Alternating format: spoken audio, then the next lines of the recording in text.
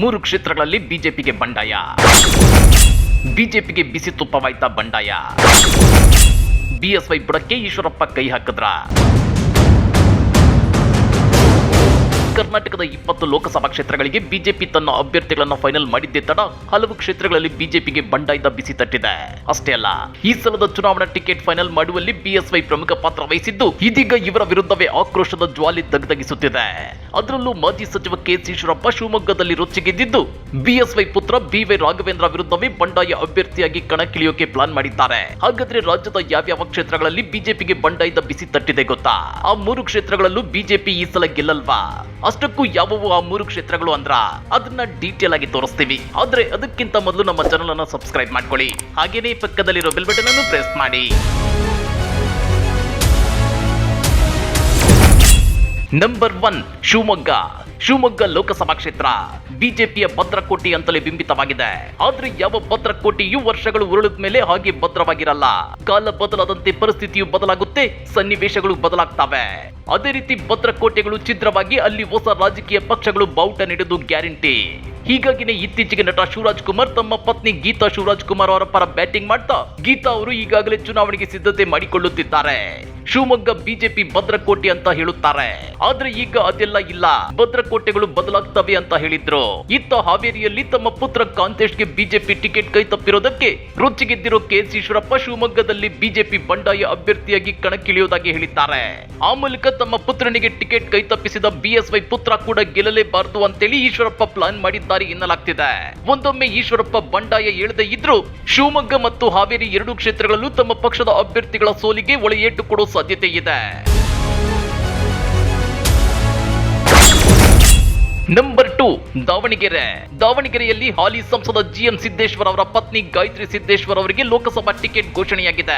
ಇದರಿಂದ ಅಸಮಾಧಾನಗೊಂಡ ಮಾಜಿ ಶಾಸಕ ರೇಣುಕಾಚಾರ್ಯ ಟೀಮ್ ಬಿಜೆಪಿ ನಾಯಕರು ಹಾಗೂ ಹಾಲಿ ಸಂಸದ ಸಿದ್ದೇಶ್ವರ್ ಅವರಿಗೆ ಪಾಠ ಕಲಿಸಲು ರೊಚ್ಚಿಗೆದ್ದಿದ್ದಾರೆ. ನಿನ್ನೆ ಟಿಕೆಟ್ ಘೋಷಣೆಗೂ ಮುನ್ನವೇ ದಾವಣಗೆರೆ ಲೋಕಸಭಾ ಕ್ಷೇತ್ರದಲ್ಲಿ ಹಾಲಿ ಸಂಸದ ಜಿಎಂ ಸಿದ್ದೇಶ್ವರ್ ಕುಟುಂಬಕ್ಕೆ ಯಾವ ಕಾರಣಕ್ಕೂ ಈ ಬಾರಿ ಟಿಕೆಟ್ ಕೊಡಬಾರದು, ಟಿಕೆಟ್ ಕೊಟ್ರೆ ಅವರಿಗೆ ನಮ್ಮ ಬೆಂಬಲ ಇರಲ್ಲ. ಜಿಎಂ ಸಿದ್ದೇಶ್ವರ್ ಅವರು 4 ಸಲ ಗೆದ್ದಿದ್ದಾರೆ, ನಾವು ಸೋತಿರಬಹುದು. ಮಾಜಿ ಶಾಸಕರು ಮಾಜಿ ಸಚಿವರಿಂದ ಈಗಿರೋ ಸಂಸದರಿಗೆ ವಿರೋಧವಿದೆ. ದಾವಣಗೆರೆಯಲ್ಲಿ ನನ್ನ ಬಿಟ್ರೆ ಯಾರು ಇಲ್ಲ. ಶಾಮನೂರ್ ಶಿವಶಂಕರಪ್ಪ ವಿರುದ್ಧ ಹೋರಾಟ ಮಾಡುವವನು ನಾನೊಬ್ಬನೇ. ನನಗೆ ಟಿಕೆಟ್ ಕೊಡಿ, ನನ್ನ ಹೆಂಡತಿಗೆ ಕೊಡಿ, ಇಲ್ಲ ನನ್ನ ಮಕ್ಕಳಿಗೆ ಕೊಡಿ ಅಂತ ಹೇಳ್ತಿದ್ದಾರೆ. ಅವರ ದುರಹಂಕಾರದ ಮಾತುಗಳ ಬಗ್ಗೆ ವಿರೋಧವಿದೆ ಅಂತೇಳಿ ಮಾಜಿ ಶಾಸಕ ಎಂಪಿ ರೇಣುಕಾಚಾರ್ಯ ಬಹಿರಂಗವಾಗಿ ಅಸಮಾಧಾನವನ್ನ ಹೊರಹಾಕಿದ್ದಾರೆ. ಆದ್ರೆ ರೇಣುಕಾಚಾರ್ಯ ಟೀಮ್ನ ವಿರೋಧದ ನಡುವೆಯೂ ಹಾಲಿ ಸಂಸದ ಜಿಎಂ ಸಿದ್ದೇಶ್ವರ್ ಅವರ ಪತ್ನಿ ಗಾಯತ್ರಿ ಸಿದ್ದೇಶ್ವರ್ ಅವರಿಗೆ ಲೋಕಸಭಾ ಚುನಾವಣಾ ಟಿಕೆಟ್ ಪ್ರಕಟವಾಗಿದೆ. ಇದರಿಂದ ದಾವಣಗೆರೆ ಬಿಜೆಪಿಯಲ್ಲಿ ಬಂಡಾಯದ ಕಹಳೆ ಮೊಳಗಿದೆ. ಈ ಹಿನ್ನೆಲೆ ಇವತ್ತು ಮಧ್ಯಾಹ್ನ ಮಾಜಿ ಸಚಿವ ಎಸ್.ಎ. ರವೀಂದ್ರನಾಥ್ ಮನೆಯಲ್ಲಿ ಅಸಮಾಧಾನಿತರ ಸಭೆ ಸೇರಲು ತೀರ್ಮಾನ ಮಾಡಲಾಗಿದೆ.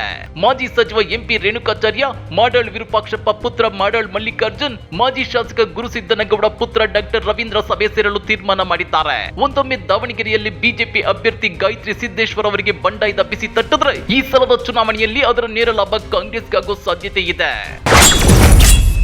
ನಂಬರ್ 3 ಇತ್ತ ಕೋಲಾರ ಬಿಜೆಪಿಯಲ್ಲೂ ಅಸಮಾಧಾನದ ಬೆಂಕಿ ಹೊತ್ತಿಕೊಂಡಿದೆ. ಮಾಲೂರು ಮಾಜಿ ಶಾಸಕ ಮಂಜುನಾಥ್ ಗೌಡ ಅವರು ರೋಷಾವೇಶದ ಭಾಷಣ ಮಾಡಿ ಸ್ವತಃ ಬಿಜೆಪಿ ಪಕ್ಷದ ನಾಯಕರ ವಿರುದ್ಧವೇ ಬಹಿರಂಗವಾಗಿ ಕಿಡಿಕಾರಿದ್ದಾರೆ. ಲೋಕಸಭೆ ಚುನಾವಣೆ ಪ್ರಚಾರಕ್ಕೆ ಪ್ರಧಾನಿ ನರೇಂದ್ರ ಮೋದಿ ಅವರ ಕರ್ನಾಟಕ ಪ್ರವಾಸದ ಹಿನ್ನೆಲೆ ಕೋಲಾರ ಬಿಜೆಪಿ ಕಚೇರಿಯಲ್ಲಿ ಪೂರ್ವಭಾವಿ ಸಭೆಯನ್ನು ಹಮ್ಮಿಕೊಳ್ಳಲಾಗಿತ್ತು.